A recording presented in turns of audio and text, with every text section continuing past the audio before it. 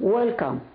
Welcome to beautiful jokes like every joke. And asking the question is, why we have this taboo of sex? We all know it.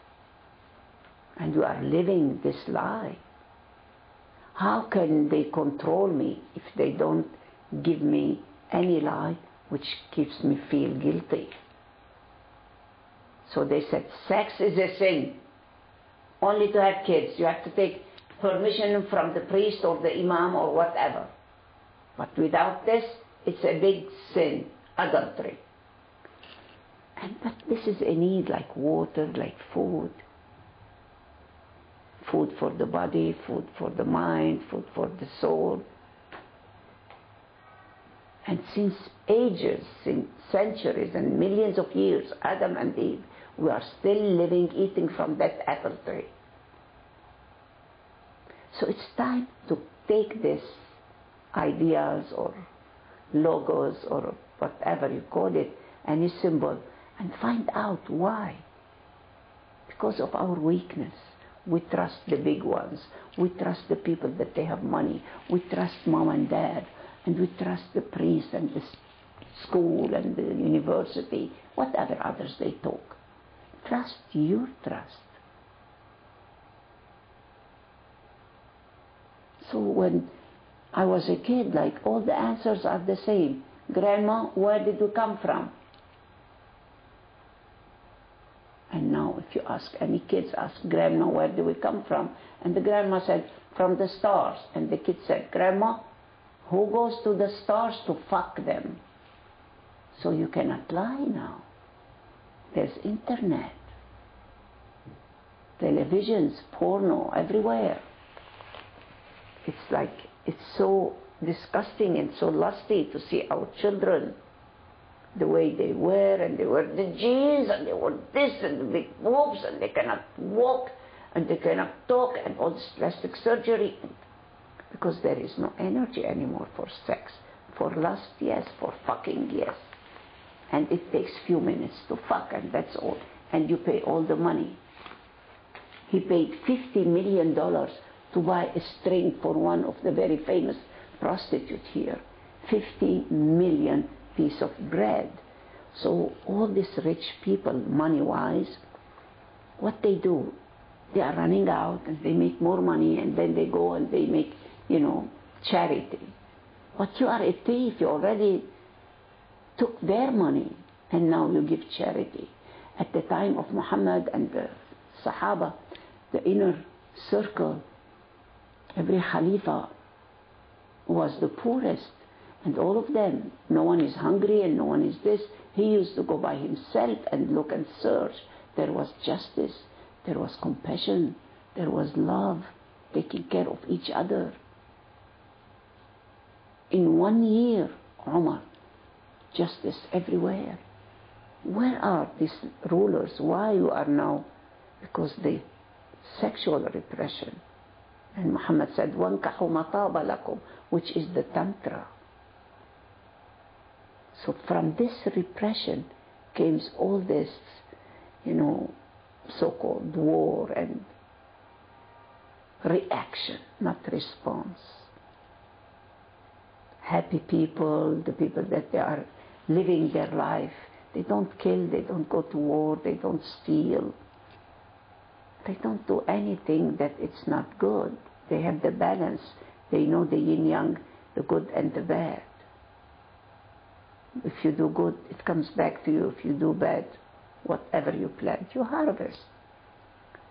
So it's time to wake up and see there is no sin, there is no guilt. Why to repress? Why to control by force, not by grace? No controlling. We are not loyal to anyone. We are all a royal family. The royalty, the kingdom of God. We are all prince and princess, king and queens. Not with the titles, not with the crown, but with our relating to each other, not relationship. Relationship. Shift it. So this taboo is in almost all of us, but it's your freedom. We are all born free to just watch it, and then once when you know that you are responsible for this energy from sex to superconsciousness, then you are no more with the crowd. You are no more to please people. You are no more wearing what is the fashion. You are no more listening to all this Star Academy, and this is all big bullshit to make you a slave to the sex. Without sex we are not here.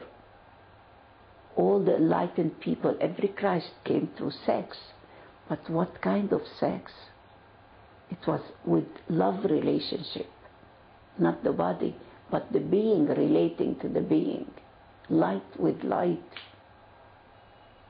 This is how Christ came, and Fatima and all these enlightened people, not through marriage, but through a loving relating, silatul arham, relating with this godliness. So how to stop or not to stop it or to cut it, this taboo? Just face it. When the children, they ask you any question about it, just ask why. Mommy, where did I come from? Ask why do you want to ask? Because my friend came from Beirut. Okay. Don't start telling what you know or what you felt. Start saying all this. No. Ask the question with a question. Peel the onion. The more you peel it, the more the child will. Like one time, a child asks his grandpa, Grandpa, why the trees are green? And Grandpa said, because they are green. Yes, I know. The right answer, because they are green. Truth has no answer like in the school. 1 + 1 = 2. The truth, 1 + 1 = 1. But this is not the answer for the kids or for anybody. It's not, an experiment in the lab, but it's an experience in your life. When you live an experience, it comes to you like many signatures or signs, or you go through it. And this is a sign, like you are driving your car and you see red, stop, green, yellow. There are signs like this in your life. Ishara, bishara. And this is the sign for the inner treasure. Sometimes you project Jesus because you know the picture. When there is no mind, you project the one that you love.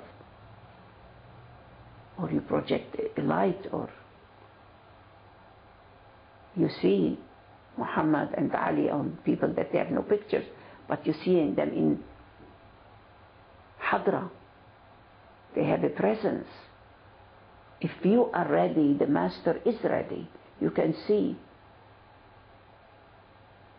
Nobody dies. We leave the body from dust to dust, from earth to earth, as a food to my mother. But the self, the soul, and the spirit, if they are really connected and they are one, you don't die. You fly to your home. That's where the home is. And once when you are home, you are everywhere. But in a different level of consciousness. That's from sex to super consciousness. So watch out when you are alone with yourself. What are you doing? Watch your hand, watch your eyes, watch your mind. Be a watcher. What's going on? What's this in me? Where the mind is? Okay. The more you become your own master, be a master to yourself. So the answer that you give to anybody about sex, give it from the mind to the mind, from the self to the self. Because there is a sinner, a saint, and a sage. The sinner, he knows that he is a sinner, and he's doing all these sins. If he knows, that's great. And the saint has a goal. I want to be a saint. I don't want to go through sex. I don't want to do this. I want to be celibate.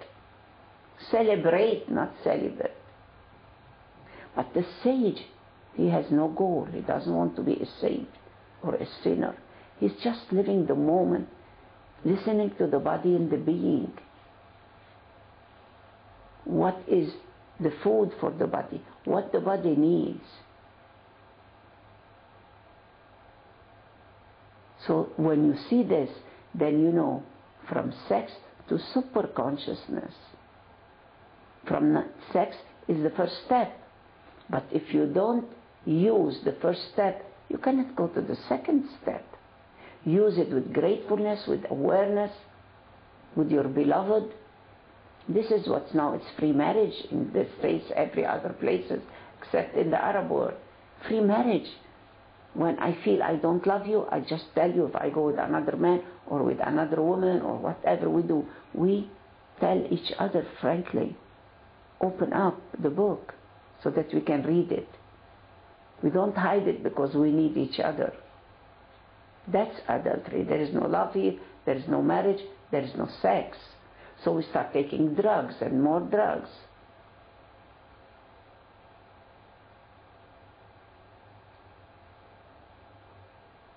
So many people now, it's legal in America for marijuana.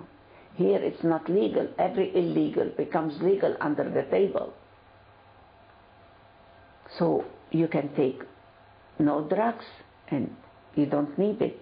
The joy inside you, that's the spirit. Joyful and gratefulness. When you have that joy, whatever you do, it's like the touch of God to God. No depression, no repression. Just love and accept yourself as you are and love your body and be aware of the body. Be aware of your husband naked. Be aware of your woman naked. Nothing is wrong. At any age, remember that if your wife is 80, you are 90, or whatever the ages is, we are old as a body, but grow up. You have a great history and a great mystery. One man, he used to come to the doctors in the morning and he said, please, I don't want to be late. I want to go and have breakfast with my wife. And the doctor was amazed. He said, your wife is into, coma and she doesn't know you. He said, yes, you are right. She doesn't know me, but I know her.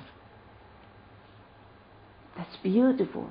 He is not with a body, even if she's in a coma, but that life inside us still is aware, and there is something that is aware there. The awareness doesn't die. Even when we are disconnected as body, one in the grave, one still on the stage, but the body is in the grave. Nobody dies. We are connected like the Skype, on TV or internet. We are connected in the soul or in the core of the heart. We don't have to look at the picture. Like many of us, we still keep pictures. It's good, it's a paper. But the power is not in the paper, it's not in this face. This is not my face. This is the face of the body. But the original face is in. Go in, close your eyes, and you see many faces until you see nothingness. And that's your original face.